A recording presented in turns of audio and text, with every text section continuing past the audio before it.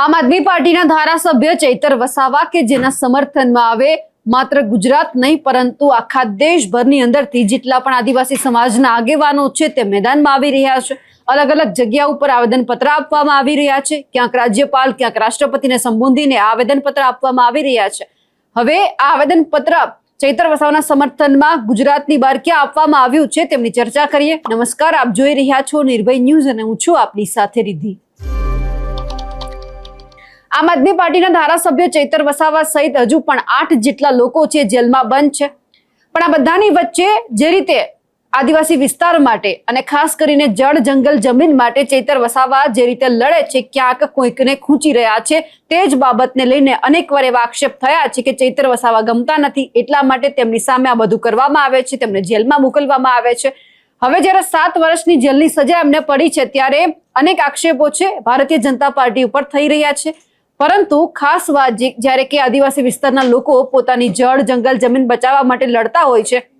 એમાં એક ધારાસભ્ય એટલે કે ચૈતર વસાવા એ હવે જેલમાં બંધ છે ત્યારે અનેક આગેવાનોને એવું લાગી રહ્યું છે કે જ્યારે અમારા માટે કોઈ બોલે છે ત્યારે જ એમને કેમ જેલમાં પૂરવામાં આવે છે, અને આવું જ કંઈક ચૈતર વસાવા સાથે પણ બન્યું છે। પણ હવે આ તમામ બાબતે આપણે એ પણ જોઈ રહ્યા હતા કે ગુજરાતની અંદરથી અનેક આદિવાસી વિસ્તારના લોકો છે આવેદનપત્ર અલગ અલગ કલેક્ટર ઓફિસમાં આપી રહ્યા છે। આ બધી જ બાબતે હવે આવેદનપત્ર આપવામાં આવ્યું છે ઝારખંડની અંદર કે જ્યાં અલગ અલગ જે લોકો છે એ પોતાનું આવેદનપત્ર આપવા માટે આવી રહ્યા છે। રાષ્ટ્રપતિને સંબોધીને આવેદનપત્ર આપવામાં આવે છે। હવે ઝારખંડમાં જે આવેદનપત્ર આપવામાં આવ્યું છે અને એ પછી લોકો શું કહી રહ્યા છે તે પણ સાંભળી લઈએ। राष्ट्रीय सदस्य झारखंड प्रभारी भारतीय आदिवासी पार्टी, जैसा कि पूरे अभी सोशल मीडिया पे या फिर मीडिया के माध्यम से लोगों को पता ही चल गया होगा कि वर्तमान में पूरे देश में जो वन विभाग का जो तांडव चल रहा है देश के आदिवासी क्षेत्रों में, देश के आदिवासियों पे, चाहे वो हसदेव की बात हो, चाहे वो सिंगरौली की बात हो, या फिर पूरे देश झारखंड राज्य के जो 13 जिले हैं अनुसूचित जिले, इन सभी में जो वन विभाग का जो तांडव चल रहा है, इसी तर्ज पे कहा जाए कि गुजरात में भी हमारे एक जन जन के लाडले आदिवासी विधायक थे चैतर भाई वसावा,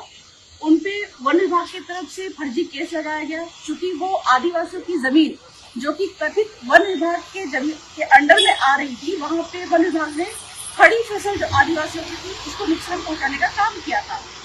और हमारे विधायक जो कि आदिवासियों के मुद्दों पे प्रखर रहते हैं, हमेशा खुल के बोलते हैं, वो वहाँ पे उस जमीन को बचाने गए थे तो उन पे वन विभाग ने 7 साल की उनको सजा करवा दी फर्जी FIR के माध्यम से। तो आज हम यहाँ पे कलेक्टर महोदय को से मिलने आए थे और राष्ट्रपति महोदय से हमारी ये मांग रही थी कि संविधान के अनुच्छेद 71 के तहत 72 के तहत जो उनके पास में पावर है कि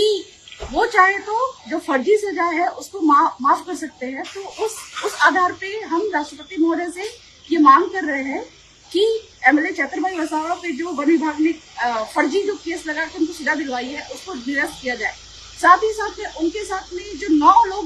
गलत तरीके से जो जेल में है अभी, उनकी सारी की सारी सजा निरस्त करवाई जाए। क्योंकि संविधान कानून हम पढ़ते हैं तो यहाँ पे हमको दिखाई देता है कि वन अधिकार अधिनियम जो है 2006 का, या फिर कहा जाए 1927 में जो वन कानून था वो कहीं ना कहीं इलीगल था, असंवैधानिक था और उसको आदिवासी क्षेत्र में गलत तरीके से लागू किया गया। हम बात करेंगे हमारे झारखंड के 13 जिले की जो कि 5वीं क्षेत्र में आता है, यहाँ पे जो वन कानून 1927 है इसकी कोई भी अधिसूचना लागू नहीं थी और राम कृपाल भगत जजमेंट 1969 के तहत, या फिर कहा जाए कि राष्ट्रीय अनुसूचित जाति आयोग का भी ये मतलब ही कहना है कि जो वन कानून यहाँ पे आदिवासी क्षेत्रों में जो लगाया जा रहा है वो कहीं ना कहीं गलत है और असंवैधानिक है। तो इस प्रकार से राष्ट्रपति महोदय से हमारे कलेक्टर महोदय की मार्फत हमारी ये मांग रहेगी कि ना सिर्फ झारखंड के 13 जिले बल्कि देश के आदिवासी क्षेत्र 10 राज्य जो अनुसूचित राज्य है जहाँ पे आदिवासी रहते हैं, उन सभी राज्यों में, उन सभी आदिवासी क्षेत्रों में वन कानून 1927, 2006, 1980 और वर्तमान के समय में जो संशोधन होते आए हैं, इन सभी कानून को समीक्षा करें।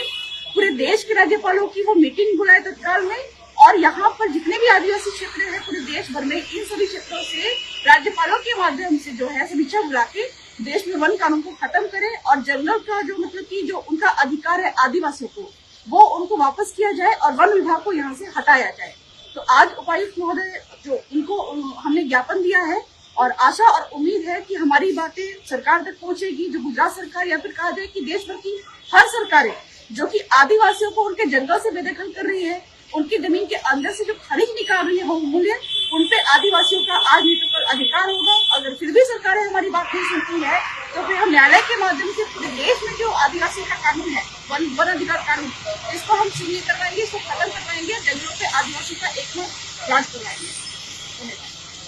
હવે ઝારખંડમાં જ્યારે આવેદનપત્ર આપવામાં આવ્યું છે અને જે માંગ કરવામાં આવી છે તેમને લઈ આપ શું માનો છો, કમેન્ટ કરીને ચોક્કસથી જણાવજો. સાથે જ અમારી નિર્ભય ન્યૂઝ ચેનલને લાઇક, શેર અને સબસ્ક્રાઇબ કરવાનું ભૂલશો નહીં. નમસ્કાર.